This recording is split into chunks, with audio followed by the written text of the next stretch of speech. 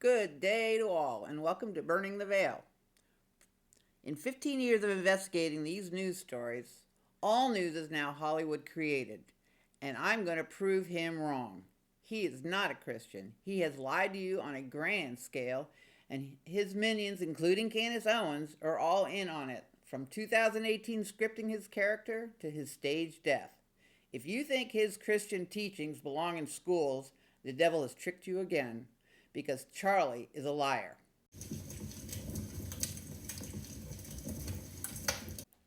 Let's get to it. When I saw this event happen, I said, whoa, how tall is that guy? And are there tunnels under Orem? So I dug a little bit and found that Charlie was 6'5" tall. And yes, there were tunnels under Orem. This was the first evidence I found. There are two tables next to where Charlie was sitting. As you can see here, the mic being put on his shirt,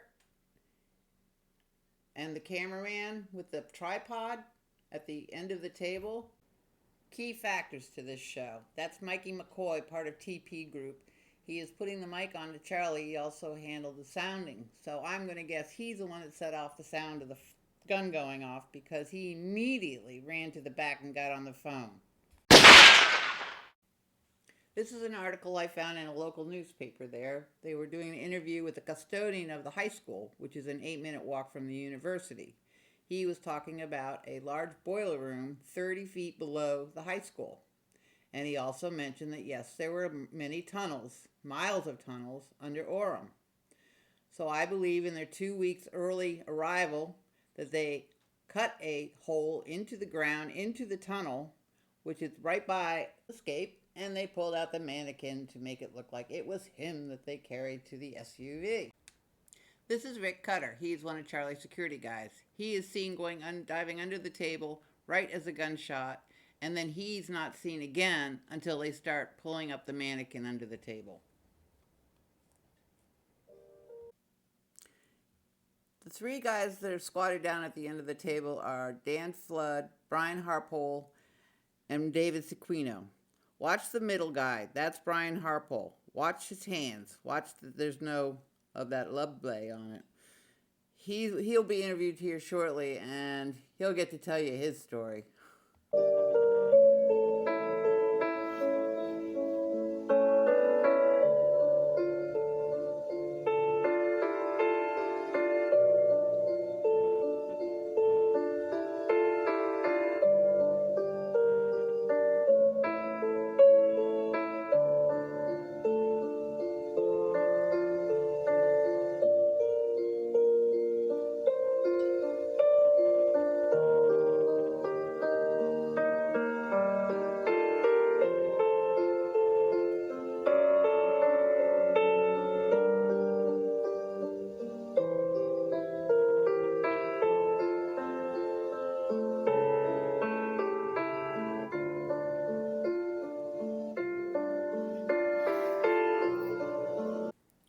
Did you notice how clean the hands were in that last clip?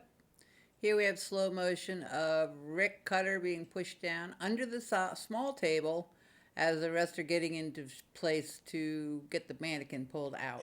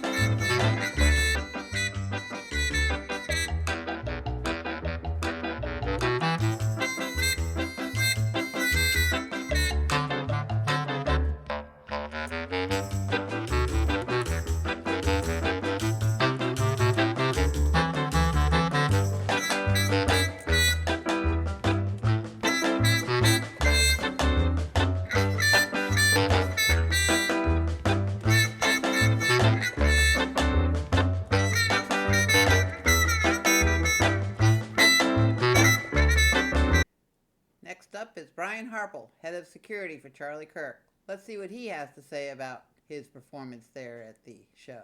I guess it squirted through my fingers and I could taste it on my lips. And so I was like, man, this is a bad wound.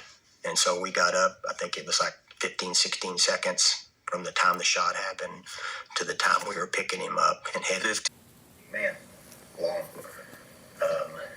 We kind of laugh about it now, but we get him in, and but the door's not going to close. We know that. And I just say, go. And we didn't even attempt to close it. I told Justin, go. So he takes off. Justin's driving. I mean, he's a trained driver. I mean, that's what our guys go to driving school for, just for that. It's expensive. It costs a lot, but it's a need.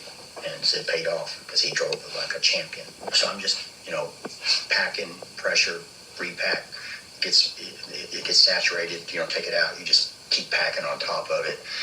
The problem is we're going down the road, and Charlie's so tall that his left leg is down in the door, and the door won't close. And so I'm on my knees with the door open, with my butt hanging out of the side, and I'm on my knees doing the medical. Not too much. As they are pulling the mannequin out, you'll see the shirt is extremely white and there's no freedom on it. As they leave the tent, they stop for a second under the underpass or overpass and look at the mannequins, kind of pretty darn light, with Rick on the right side doing his thing. Green is now the new red, before they head out for the rest of their show. Check out the ankle on that. That's not human.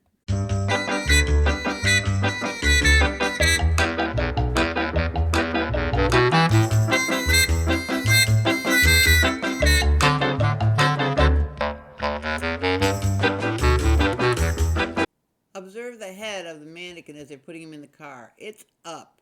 If a 30-06 had hit his neck and then ricocheted down to his spine through 5 vertebrae, I am saying this would be absolutely impossible. Now I'm going to introduce you to one other player in this. There was a comment made about there was a Hollywood makeup artist at the scene. So I did a little digging.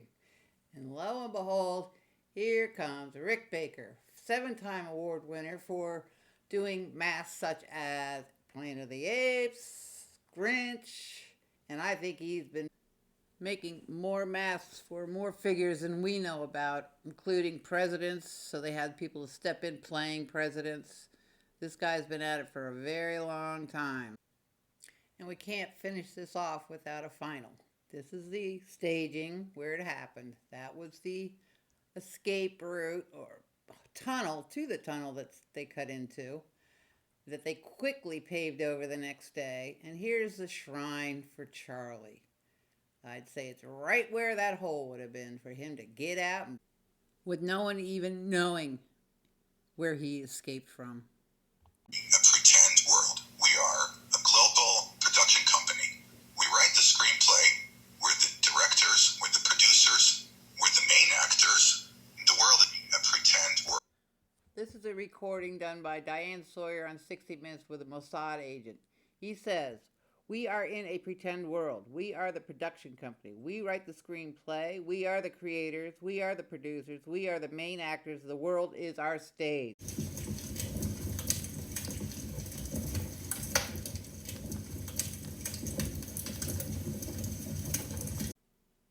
I was going to wrap this up until I saw a video, and I did some digging. This is Netanyahu's son, Yair, visiting Turning Point in Arizona in 2019. I searched who was in this picture, and the answer was Tyler Bowyer. No, this is Tyler Bowyer of Turning Point. These are some screenshots from the video that got my attention, and they are of the 2016 Trump rally in Phoenix. Notice a couple up the top. The one in the orange dress looks very much like Erica, with a man next to her, and there's a young child between them. They act like they are married. This man, I believe, is Derek Shelsvik. He's the one that's in the picture with Netanyahu's son. I believe that she was married to him, which totally goes against her not dating anyone for 5 years. Oh, Erica Ching. For entertainment purposes only. Wink, wink.